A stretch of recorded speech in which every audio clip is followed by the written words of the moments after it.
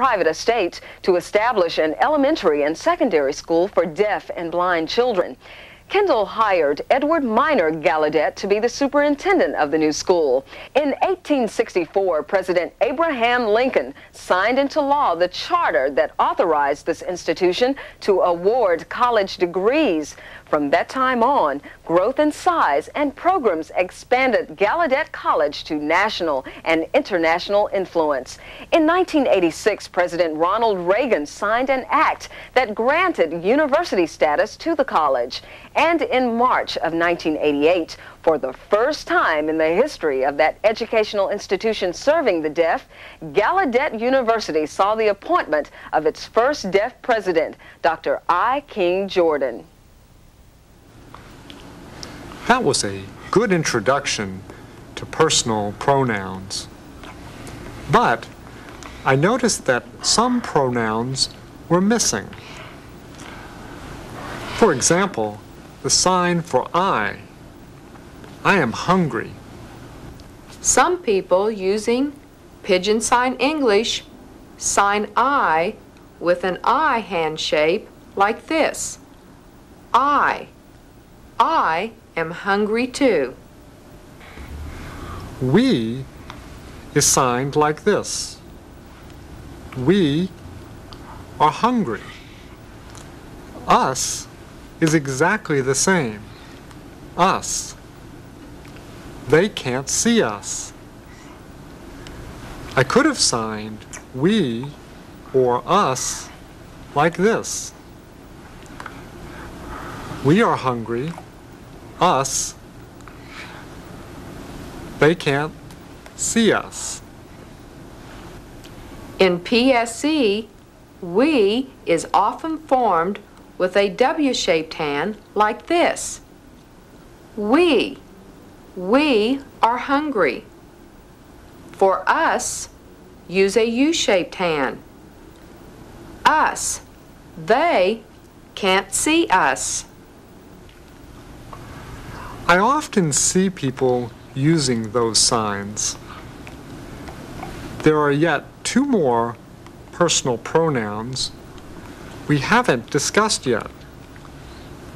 You, meaning one person, and you, meaning more than one person. You is indexed directly at the person or persons you're talking to. You are hungry? And then for more than one person, are all of you hungry too?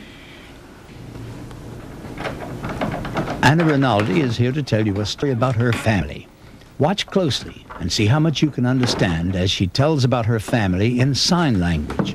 Be sure and watch for pronouns. She will then tell the story again, and we will add voice.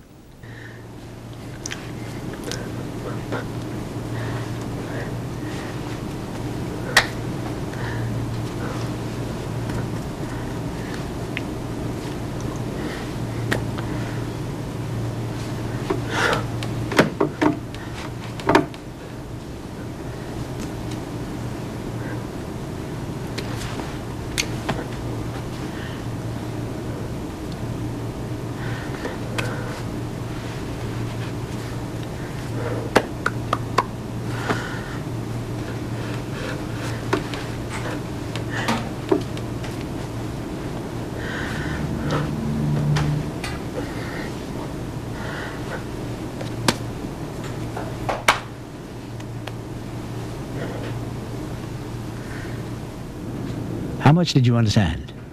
Did you see the pronouns he, her, and we? Now watch the story again with voice to help you. This is a story about my family in the mornings. This is my husband.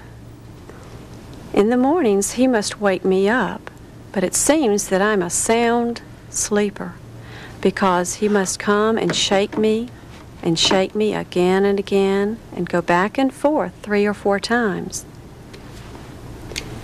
This is my daughter. Her name is Linda.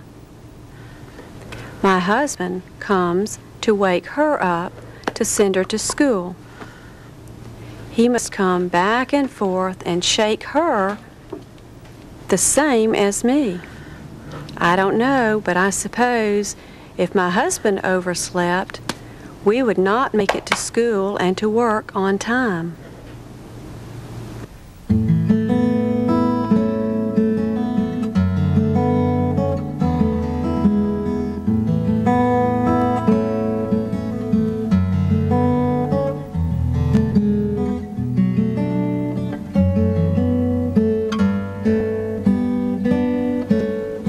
A lot of information was covered in this program. Indexing is one of the most often used methods for indicating a pronoun in sign language. Yes, and later on we will talk about more uses of indexing for pronouns when people you are talking about are not present. That will be covered in the next program. In this program, we have talked about the area in which male and female signs are made. Knowing the male and female regions helps to remember all of the relationship signs. The sign cousin is a good example that a sign from ASL often cannot be translated into only one English word. The same sign can change meaning depending on its movement or location. For example, the generic sign for cousin can be moved up to mean a male cousin or down to mean a female cousin. That's why an English translation for a sign is called a gloss. Often, it takes more than one English word to translate a sign. That's all for now. Remember to practice until we see you again for On the Other Hand.